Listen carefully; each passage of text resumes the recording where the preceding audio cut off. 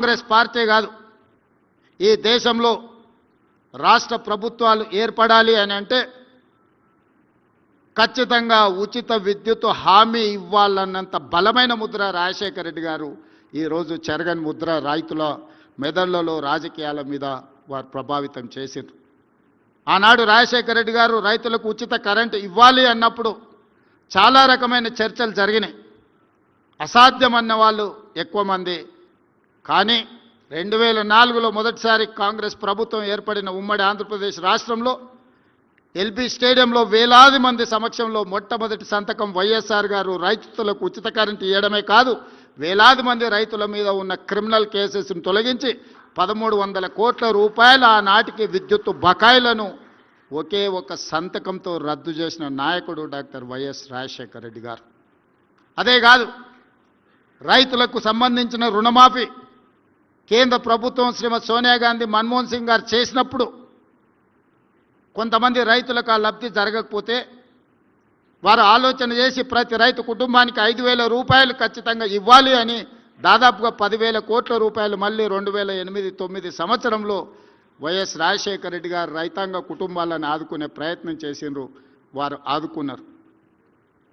అదేవిధంగా రైతుల సమస్యలు ఎప్పుడొచ్చినా రైతులకే కాదు, ఎన్టీ రామారావు గారు ప్రారంభించిన 2 రూపాయల కిలో బియ్యం పథకాన్ని మళ్ళీ డాక్టర్ వైఎస్ రాజశేఖర రెడ్డి గారు 1 రూపాయికి కిలో బియ్యం ఇవ్వాలని నాకు తెలిసినంత వరకు జడ్చర్లలో డాక్టర్ మల్లురవి గారు, బట్టి విక్రమార్క గారి సమక్షంలో రాజశేఖర రెడ్డి గారు మళ్ళీ 1 రూపాయి కిలో బియ్యం పథకాన్ని రెండోసారి 1 రూపాయి తగ్గించి పేదలకు పట్టడి అన్నం పెట్టాలని ఆలోచన చేసిండు. అదేవిధంగా ఈరోజు ఏ రాష్ట్రంలో ఎవరైనా రైతులకు ఉచిత కరెంట్ ఇవ్వాలన్న ఆలోచన చేస్తే వైఎస్ఆర్ గారిని గుర్తు చేసుకునేంత బలమైన ముద్రను రాజశేఖర రెడ్డి గారు ఈరోజు అందరి గుండెల్లో రైతుల ఆలోచనలో పదిలంగా చేసుకున్నారు.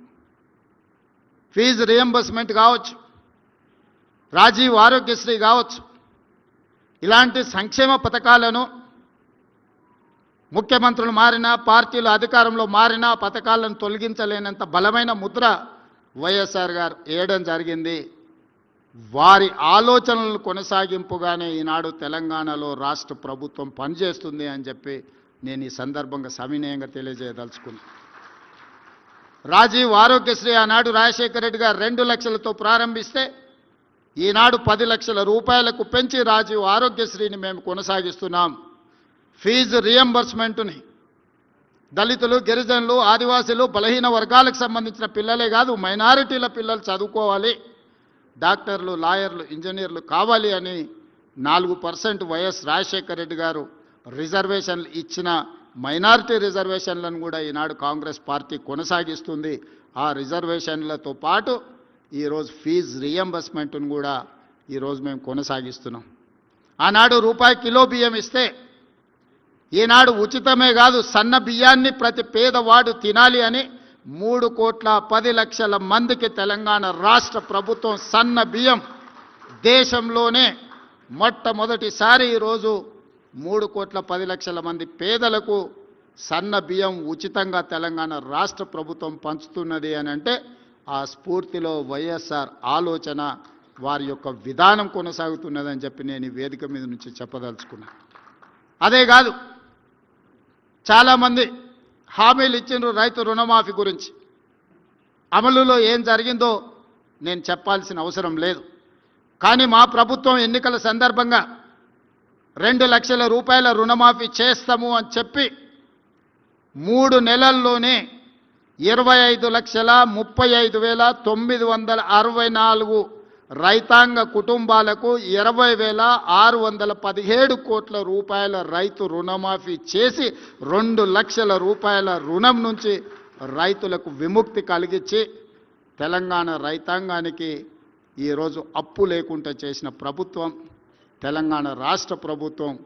రైతులను ఆదుకోవడంలో వైఎస్ఆర్ గారి ముద్ర కొనసాగుతున్నది అని చెప్పి నేను చెప్పదలుచుకున్నా. ఒకనాడు ఓరేసుకుంటే ఊరి వేసుకున్నట్లనే అని ఆనాటి ముఖ్యమంత్రి అంటే, మా ప్రభుత్వం ఏర్పడ్డ తర్వాత వరి వేసుకోండి చివరి గింజ వరకు కొంటాము అని భరోసా ఇవ్వడమే కాదు, ఆ వరికి కనీస మద్దతు ధరతో పాటు 500 రూపాయల బోనస్ ఇచ్చిన ప్రభుత్వం మాది. అందుకే ఈనాడు తెలంగాణ రాష్ట్రంలో 2024-25 సంవత్సరంలో 2,85,00,000 మెట్రిక్ టన్నుల వరి ధాన్యాన్ని ఉత్పత్తి చేసి భారతదేశంలోనే తెలంగాణ రాష్ట్రం మొదటి స్థానంలో నిలబడ్డది. ఒకనాడు ఆంధ్రప్రదేశ్ ఈస్ట్ వెస్ట్ గోదావరి జిల్లాలు వరి అత్యధికంగా పండిస్తారని చర్చ ఉండేది. కానీ ఈనాడు నిజామాబాద్ కరీంనగర్ జిల్లాలు దేశంలోనే అత్యధిక వరి పండించే జిల్లాలుగా దేశంలోనే 2,85,00,000 క్వింటాళ్ళ వరి ధాన్యాన్ని ఉత్పత్తి చేస్తే ప్రతి గింజను మా ప్రభుత్వం కొన్నది.